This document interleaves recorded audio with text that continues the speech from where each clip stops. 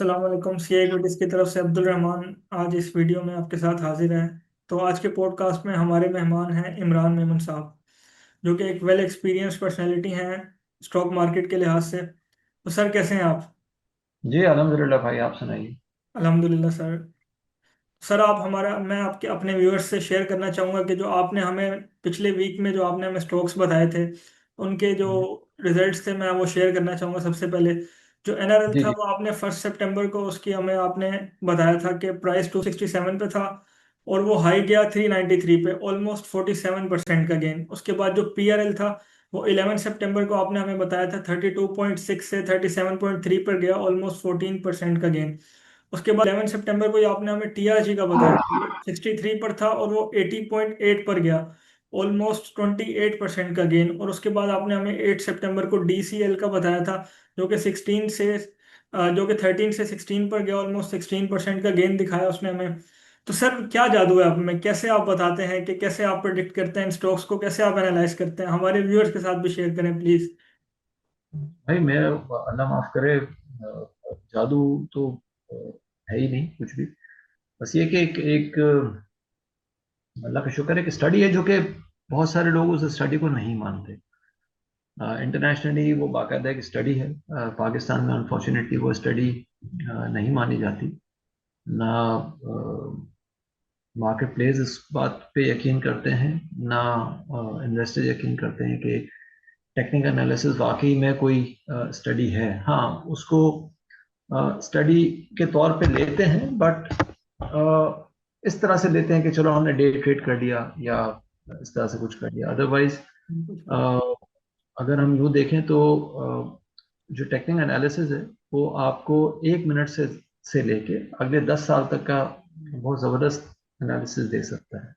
बिल्कुल सर, आपकी बात बिल्कुल उसी सही। उसी उसी चीज़ को फॉलो करते हुए कोशिश करता हूँ। और अल्हम्दुलिल्लाह गलतियां देखिए हर एक से होती हैं, ऐसा नहीं है। बिल्कुल अगर बिल्कुल। अगर ऑब्वियसली इस इंटरव्यू को जो अपलोड करेंगे तो इसमें कुछ कमेंट्स आपको मिलेंगे कि यही इमरान था जो जनवरी 2023 में मजीद मंदी की बातें किया करता था। क्योंकि उस टाइम पे अगर आपको याद हो, तो उससे तकरीबन 1 डेढ़ साल पहले मार्केट जब 50,000 के लेवल पे थी, तो एक लेवल इंडिकेट किया था कि मार्केट जो है वो 38,000 तक आ सकती है या 40,000 तक आ बिल्कुल सकती सर, है। बिल्कुल। अच्छा, वो 38,000 भी टेस्ट हुआ, 38,100 इनफैक्ट टेस्ट हुआ। उसके बाद मजीद एक जो स्टेप था वो अ, हम एक्सपेक्ट कर रहे थे कि मार्केट में तकरीबन 34,000 या 32,000 तक का एक लेवल आ सकता है, वहां पे बाय करना चाहिए। तो अगले 2 या 3 महीने हम उसी स्टडी को फॉलो करते रहे, लेकिन ऑब्वियसली मार्केट वहां से फिर ऑलमोस्ट 42,000 या 43,000 के आसपास आई। तब एक नजर आया कि ठीक है, एक जो जो करेक्शन है वो अब बुलिश रिवर्सल की तरफ मूव कर रहा है। और जैसे मैंने कहा कि गलती हर कोई करता है, बिल्कुल सर। तो वो एक गलती थी, लेकिन उसका अल्लाह का शुक्र है, अजाला किया, उसको उसको रेक्टिफाई किया। और वही टाइम था मेरे ख्याल से, इट वाज समवेयर अराउंड मई और जून 2023, जब कुछ अग्रेसिव बुल कॉल देना शुरू की थी, जिसमें सबसे पहले डीएफएमएल था तकरीबन 4 रुपए पे। उसके बाद सर्ल था अराउंड कोई 30 या 35 रुपीज। उसी तरह साजगार था 50 के आसपास। पीएसएमसी था, और जो 650 पे डीलिस्ट हुआ, वो तकरीबन कोई 60 65 के आसपास उसकी कॉल दी थी। 38 के 40 के आसपास जीएल की कॉल दी थी, गंदारा ऑटोस की। फिर जीएचएनआई तकरीबन 50 रुपीज, 56 या 58 पे उसको पिच किया था कि ये देखना चाहिए। तो ये कुछ एक एक समझे कि एक बकेट ऑफ स्टॉक्स आइडेंटिफाई करना शुरू किया था, और ये बताना शुरू किया था कि चीजें अब बहुत जबरदस्त तरीके से उसमें मेरा एक एक टर्म मैंने यूज की थी कि परसेंटेज में नहीं बल्कि टाइम्स में आपको चीजें इंशाल्लाह ताला नजर आएंगी। एंड चीजें फिर आपके सामने हैं कि अगर आप जून 2023 से हिसाब लगाएं तो अभी हम सितंबर 2025 में खड़े हैं, 2 साल और 2 महीने में या 3 महीने में अल्हम्दुलिल्लाह ये गैल, जीएचएनआई, डीएफएमएल करेक्शन के बावजूद भी अगर देखें तो उस 4 रुपए से अभी भी तकरीबन को 8 गुना उस पर गेन आया हुआ है। तकरीबन 5 रुपए के आसपास एफएफएल बताया था आज अल्हम्दुलिल्लाह उसने 22 साढ़े 22 का एक हाई पोस्ट किया।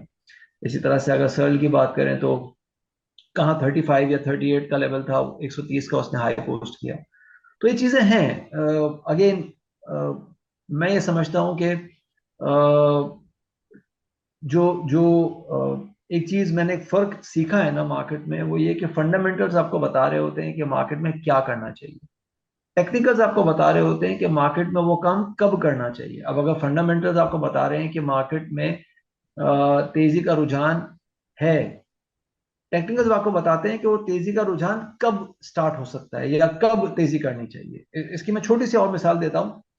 अब्दुल रहमान, आपको याद होगा कि अभी जो 2 मॉनेटरी पॉलिसीज गई हैं, उससे पहले लास्ट मॉनेटरी पॉलिसी थी जब स्टेट बैंक ने 12% से कट करके तकरीबन 11% के आसपास इंटरेस्ट रेट को रोका था, या इंटरेस्ट रेट 11% पे आया था।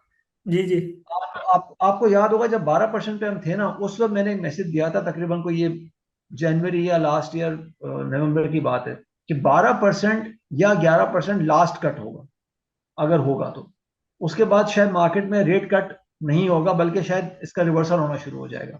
और अगर आप इस दफा देखें ना, तो स्टेट बैंक ने जो इंडिकेशन दिया है वो ये दिया है कि इस दफा हमने रेट कट इसलिए नहीं किया, लास्ट टाइम भी नहीं किया था, इस टाइम तो स्पेसिफिकली इसलिए नहीं किया कि फ्लड की वजह से शायद इन्फ्लेशन दोबारा बढ़ जाए। अब अगर इन्फ्लेशन बढ़ेगा, खुदा ना खास्ता इन्फ्लेशन बढ़ता है, तो उसको एडजस्ट करने के लिए हम शायद दोबारा इंटरेस्ट रेट बढ़ने की बात देखना शुरू कर दें। तो अब देखें ना, टेक्निकल्स ने आपको 1 साल पहले बता दिया कि भाई इंटरेस्ट रेट अगर कट होगा तो 11% से नीचे कट नहीं होगा, और अब फंडामेंटल्स उसको एक्नॉलेज कर रहे हैं कि हाँ, अब इंटरेस्ट रेट का मजीद कट होना बनता नहीं है। बिल्कुल तो ये सब चीजें बड़ी इंपॉर्टेंट होती हैं, आप जब उसको रिलेट करें ना। अब अब अगर आप उसको रिलेट करना शुरू करेंगे और चीजें होना शुरू होंगी, तो आपको शायद लगेगा कि नहीं यार, वाकई में ये तो कुछ हुआ, और फिर सवाल ये होगा कि क्या जादू था। तो जादू कुछ भी नहीं है भाई, ना जादू फंडामेंटल्स में है, ना जादू टेक्निक, ना जादू ऐसी कुछ है। हाँ, बिल्कुल सर। स्टडी है, उस स्टडी को जो जो जिस तरह से रीड कर ले उसकी जीत हो जाती है। That's it. बिल्कुल सर। बिल्कुल। तो सर मैं कुछ सवालात आपसे करूंगा, जैसे कि अभी मार्केट आपके मुताबिक जो है करंट सेंटीमेंट मार्केट का क्या है? अच्छा, मैं एक स्क्रीन शेयर करता हूँ अगेन। ये स्क्रीन पे एक मैंने बड़ा नॉर्मल सा चार्ट रखा हुआ है कि AC 100 का, ठीक है जी। और ये और डे टाइम फ्रेम पे चार्ट है ये। अब आप इसको, मैं इसको थोड़ा सा जूम करता हूँ, और आप, ये आज की कैंडल है, राइट। जी अच्छा, ये आज की कैंडल है, और आज अगर आप देखें तो 1,59,300 का इंडेक्स ने हाई पोस्ट किया है, और जो क्लोजिंग आई है वो 1,58,000 पे 158 पे। है। ऐसे ही है जी। जी बिल्कुल 158 पे क्लोजिंग आई है और हाई 159 का था। जी, अब मैं इसमें एक और चीज आपको ऐड करता हूँ, और वो एक चीज जो मैं ऐड करने लगा हूँ अभी।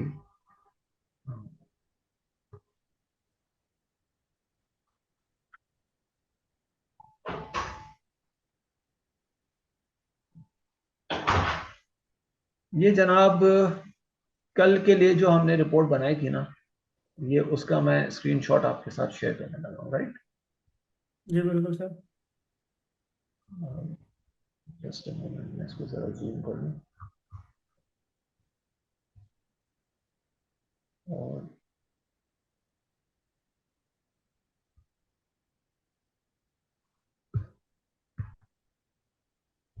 ये मेरी पावर पॉइंट की आपको स्क्रीन नजर आ रही है? जी सर स्टार्ट हो गया इसके। अच्छा, अब इसमें अगर आप देखें, मैं इसको थोड़ा सा और जूम करता हूँ।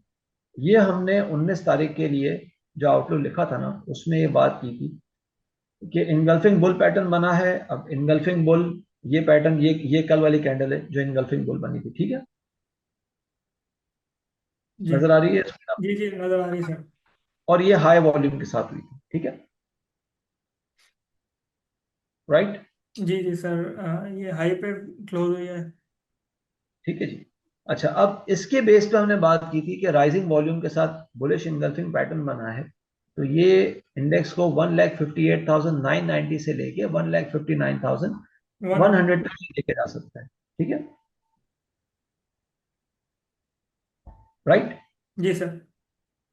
अब अगर आप आज का हाई देखें तो इंडेक्स ने जो आज हाई पोस्ट किया है 1,59,337 की है। हमने यहाँ बताया था कि 1,59,100 तक मार्केट जा सकती है, लेकिन जो शॉर्ट टर्म इंडिकेटर्स हैं वो काफी ज्यादा ओवर रेटेड है, तो इसलिए इस रेंज में हम प्रॉफिट टेकिंग को रूल आउट नहीं कर सकते। यानी कि प्रॉफिट टेकिंग यहाँ पे हम देख सकते हैं। यहाँ पे नहीं देख क्या सकते। हमने यहाँ पे प्रॉफिट टेकिंग देखी?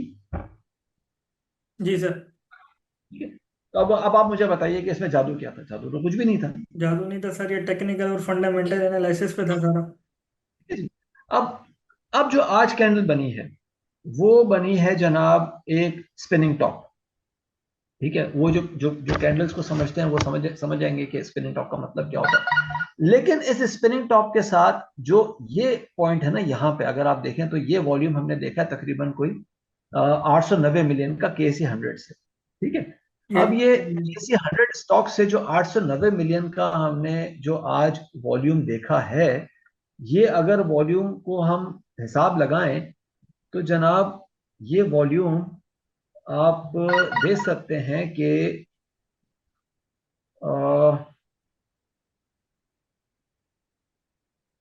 दिसंबर 2023 में इस तरह का वॉल्यूम आया था और अब ये वॉल्यूम आया है। ठीक है, और ये वॉल्यूम जब हाई पे आया है और इस तरह का कैंडल उसने बनाया है, दिस इज एन इंडिकेशन कि यहाँ पे हमने एक अच्छी खासी प्रॉफिट टेकिंग भी ही नहीं देखी, बल्कि यहाँ पे सेलिंग प्रेशर भी जनरेट हुआ। बिल्कुल, प्रॉफिट एक टेकिंग चीज के होती साथ है साथ प्रॉफिट सेलिंग प्रेशर भी जनरेट हो गया उसमें। टेकिंग, एक चीज होती है प्रॉफिट टेकिंग, एक चीज होती है प्रॉफिट टेकिंग के साथ साथ सेलिंग प्रेशर। अब ये सेलिंग प्रेशर भी जनरेट हुआ है, प्लस अगर आप यहां पे देखें तो ये बड़ी सिंपल सी ट्रेंड लाइन बनी हुई है जनवरी 2025 से अगस्त 2025 और अब ये वाली। और इसी तरह से यहाँ पे अगर आप इसको सॉरी ये जून 2023 से मैंने जून 2025 से मैंने ट्रेंड लाइन खींची हुई है। इसका ये टॉप है और ये बॉटम का चैनल है। इसको अगर आप यहाँ पे देखें तो यहाँ पे ये चैनल जो है वो नैरो होता जा रहा है। यहाँ पे इसकी विड्थ ज्यादा थी, यहाँ पे इसकी यहाँ विड्थ कम आके हो कम गई। हो गए। ये कहलाता है एक बॉटल नेक। मैं वोटर यहाँ पे लिख देता पैटर्न। हूँ जी, यहाँ पे इसको हम कहते हैं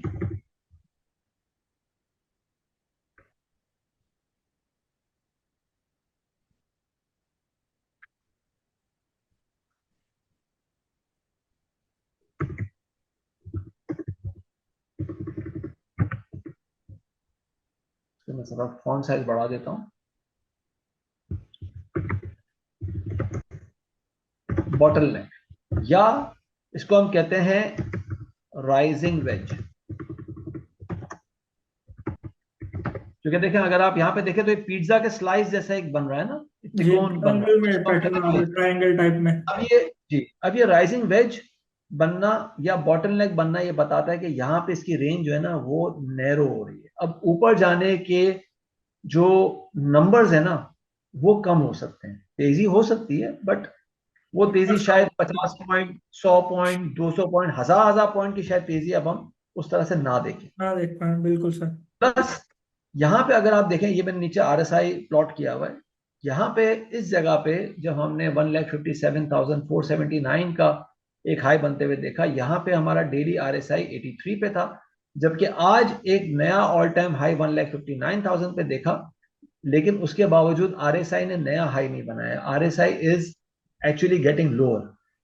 अब स्पिनिंग टॉप का बनना विद हाई वॉल्यूम्स, RSI का ना बढ़ना और यहाँ पे ये वेज बनना, ये तीनों बड़ी सिंपल सी इंडिकेशंस हैं। मैं किसी एडवांस इंडिकेटर को भी अप्लाई नहीं कर रहा, बिल्कुल समझाने के लिए सिंपल तरीके से बता रहा हूं कि यहाँ पे हम ये समझते हैं कि इंडेक्स में एक अच्छा करेक्शन आ सकता है।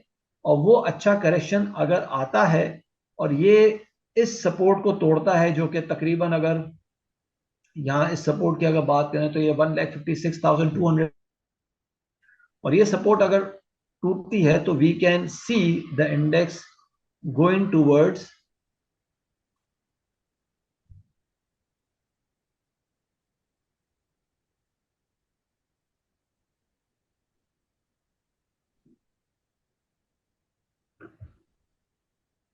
अगर मैं इसी को यहाँ पे जो ये पैटर्न बना हुआ है ना, अगर मैं यहाँ पे इसको इस तरह से ड्रॉ करूँ ना,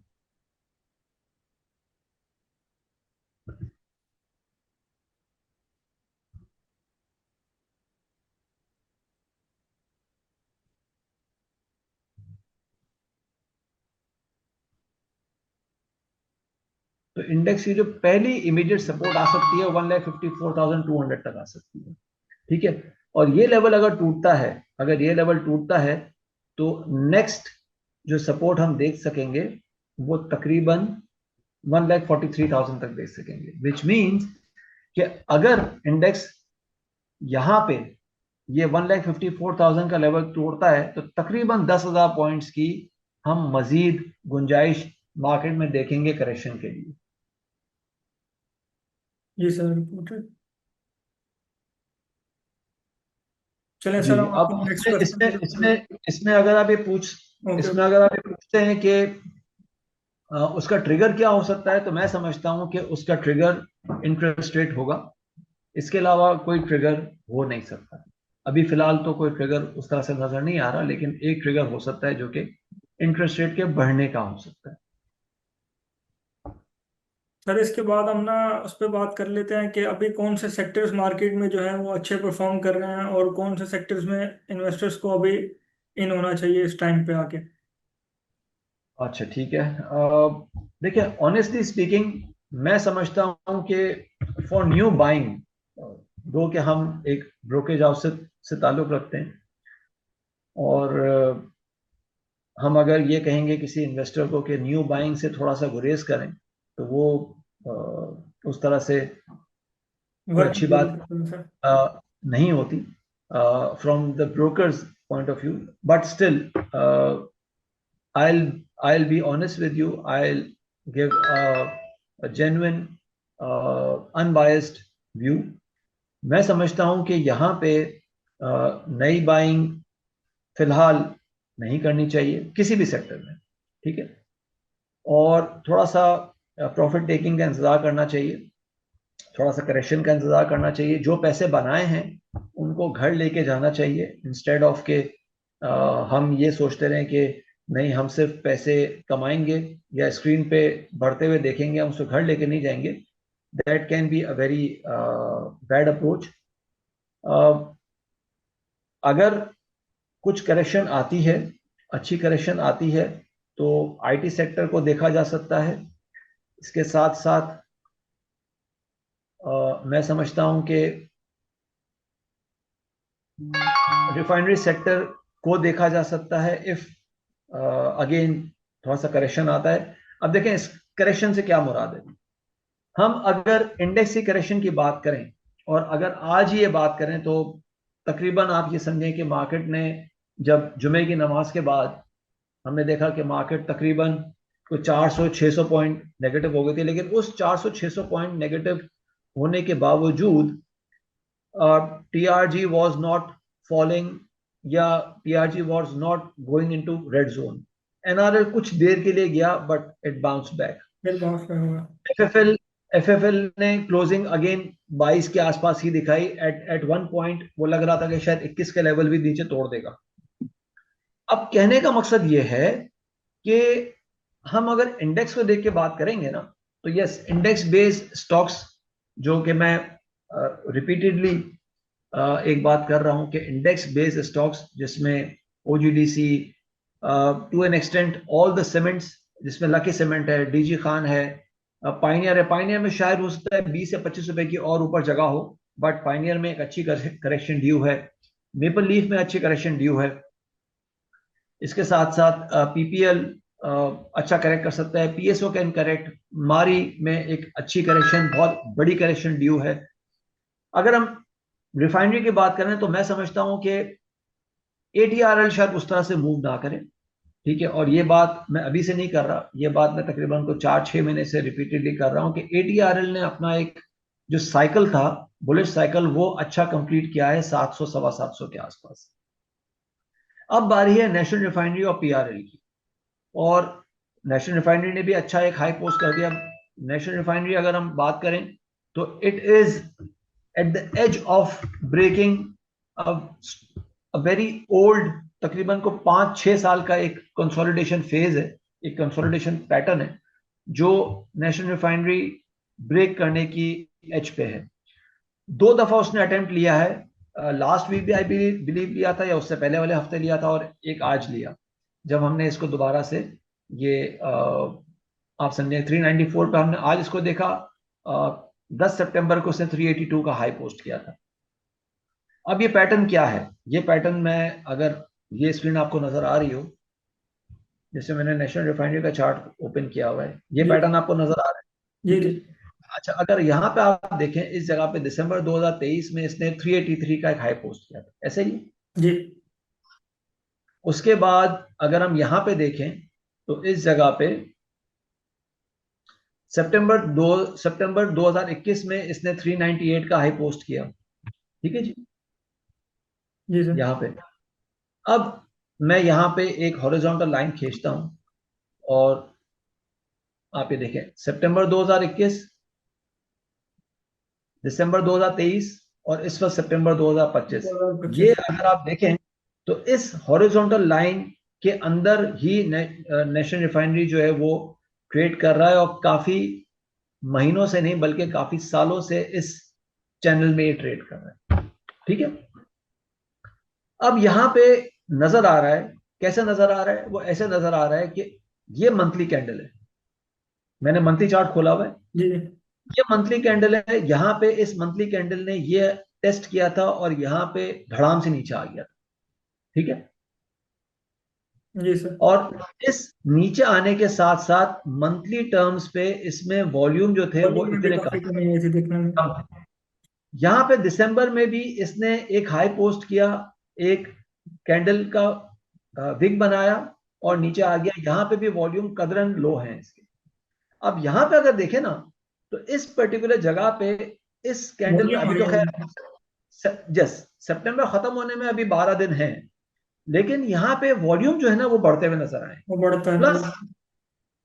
प्लस अगर आप देखें तो ये एक लो है जो फरवरी 2023 में इसने पोस्ट किया था 144 का, ठीक है। फरवरी 2023 में इसका वॉल्यूम क्या था? बिल्कुल ना होने के बराबर। जबकि अगर आप मई 2025 में देखें तो इसने वही तकरीबन 150 का लो पोस्ट किया, लेकिन यहाँ पे वॉल्यूम बढ़ना वॉल्यूम शुरू बढ़ा हो था। गया।